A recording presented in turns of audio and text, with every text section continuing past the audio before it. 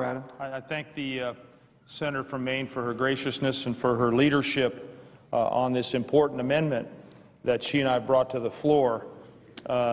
Clearly, the 2012 Ag Appropriations Bill that will direct the USDA to provide adequate flexibility for schools to deliver students nutritious school meals while effectively managing costs is very, very important. But we've got to do it in the right way, and I want to just share my thinking on what the right way is.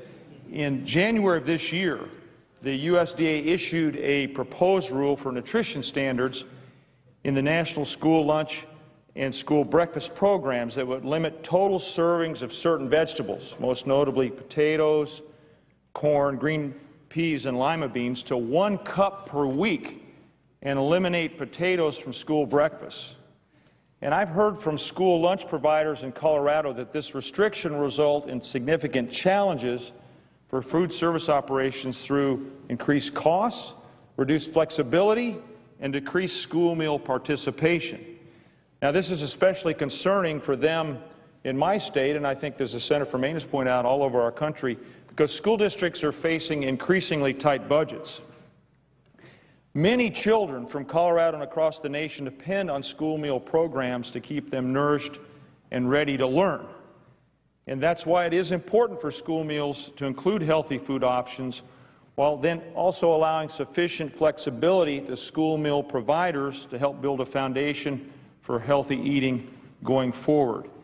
In order to achieve this goal, a very worthy goal, it's important that we implement the bipartisan child nutrition reauthorization that the Congress passed last year.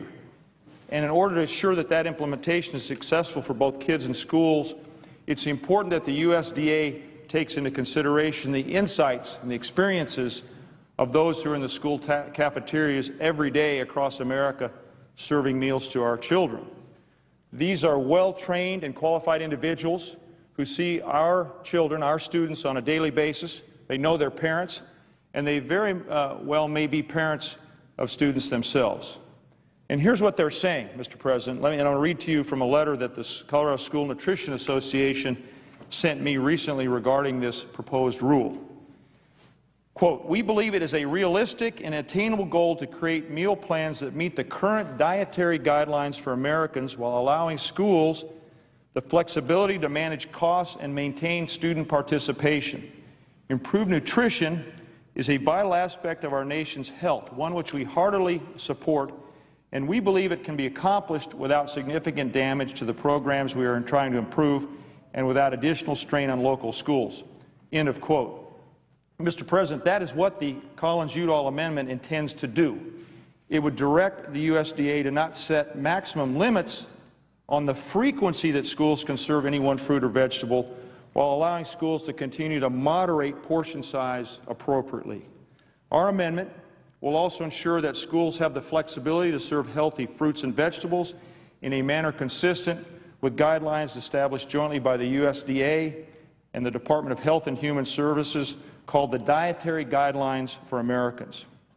Now, some wonder why Senator Collins and I have taken such issue with this proposed rule. And yes, we both do come from potato-producing states, and we both believe that potatoes have gotten a bad rap. The truth is that when prepared properly, the potato can provide critical nutrients to students that will help them lead healthy lives and be ready to learn in the classroom. And in some areas, increased flexibility to serve this nutritious and available vegetable can actually help schools manage costs so they can afford to purchase other more expensive vegetables. Where I believe school meal providers, potato producers, and health advocates can agree is that this issue is less about any one vegetable and more about the preparation of the vegetable. Anything can be fried or drowned in any number of fats available to us as consumers, let's be honest. Even Agriculture Secretary Vilsack agreed in testimony before the Senate Agricultural Appropriations Committee that it's not the potato, it's in the way in which potatoes are being prepared and provided. We should be encouraging schools to prepare potatoes and other fruits and vegetables appropriately, not limiting their flexibility and potentially increasing their costs unnecessarily.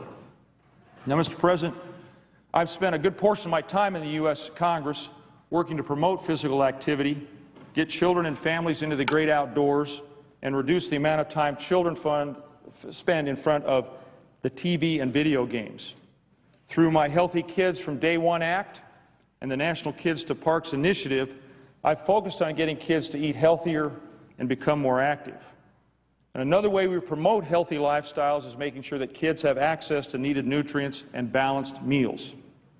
That's why Congress, that's us, directed the USDA to ensure that all fruits and vegetables are part of federal food nutrition programs, particularly school meal programs.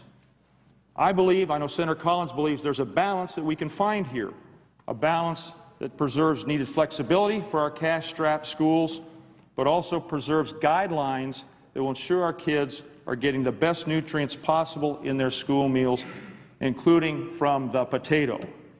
So instead of pointing fingers, we need to provide common-sense solutions that help schools, kids, and their parents make wise choices that in turn will make a healthier America.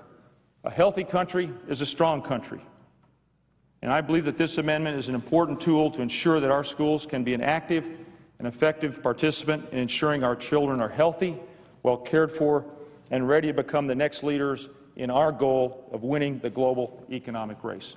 I thank the Senator from Maine for yielding time. I look forward to continuing to work with her until we reach a successful conclusion and our amendment is agreed to.